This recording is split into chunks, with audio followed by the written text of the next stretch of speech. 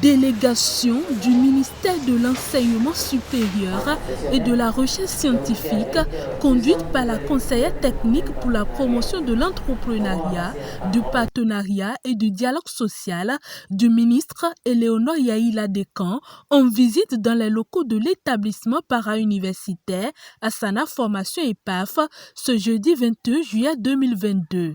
Nous nous sommes déplacés ce matin sur les sites de l'EPAF en compagnie de Madame la directrice générale du centre universitaire de l'enseignement professionnel et aussi de la DGS, de la direction générale de l'enseignement supérieur, pour que nous puissions échanger avec les différents acteurs. Nous avons rencontré le fondé du centre d'excellence de formation pratique. Nous avons rencontré toute son équipe. On a fait une séance de travail dans un premier temps et ensuite nous sommes déplacés pour aller visiter les ateliers de fabrication des produits.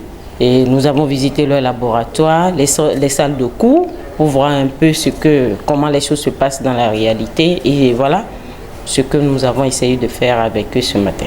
Les offres de formation technique et professionnelle et le plateau technique de l'EPAF répondent bien aux objectifs du gouvernement de la rupture en matière de la formation technique et professionnelle. Un constat qui certainement fera de l'EPAF et du ministère de l'Enseignement supérieur des partenaires engagés dans l'éducation. Oui, l'EPAF peut être un partenaire déjà parce que nous menons des réflexions et nous développons des initiatives qui sont assez similaires et qui sont confrontées aux mêmes difficultés. Ces difficultés étant qu'il faut pouvoir combiner donc, la formation professionnelle avec un minimum de couverture des charges, ce qui n'est pas toujours si facile que ça parce que la formation professionnelle, ça coûte cher. Et donc le modèle de EPAF est quand même assez intéressant, ils vendent des produits et avec ça ils couvrent au moins une partie des charges, certainement pas toutes les charges.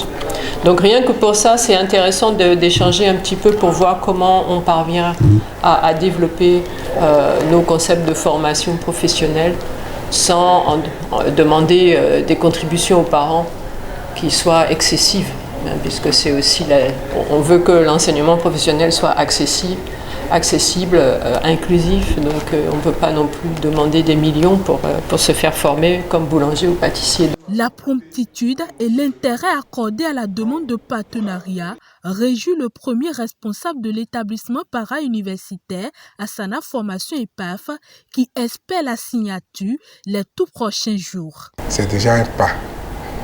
Le fait qu'ils soient venus jusqu'ici pour toucher du doigt ce qu'on fait, pour nous, ça nous galvanise et ça nous donne la motivation de continuer et que le meilleur reste à venir.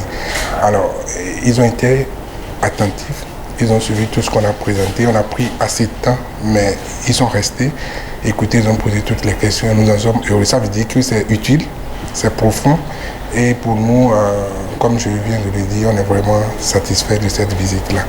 Et nous voulons profiter de votre micro pour remercier Madame la Ministre, tout le gouvernement, pour l'effort qui est fait dans le cadre de l'enseignement technique et la formation professionnelle.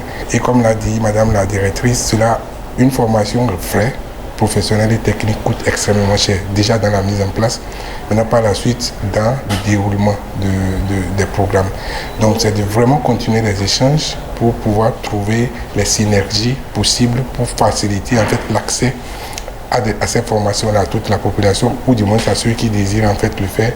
Et c'est le moyen le plus rapide pour réduire le chômage selon nous. Donc nos motivations sont déjà d'apporter une valeur ajoutée à la formation telle que ça se fait. En deuxième position, de pouvoir apporter une contribution, notre part de contribution à la République.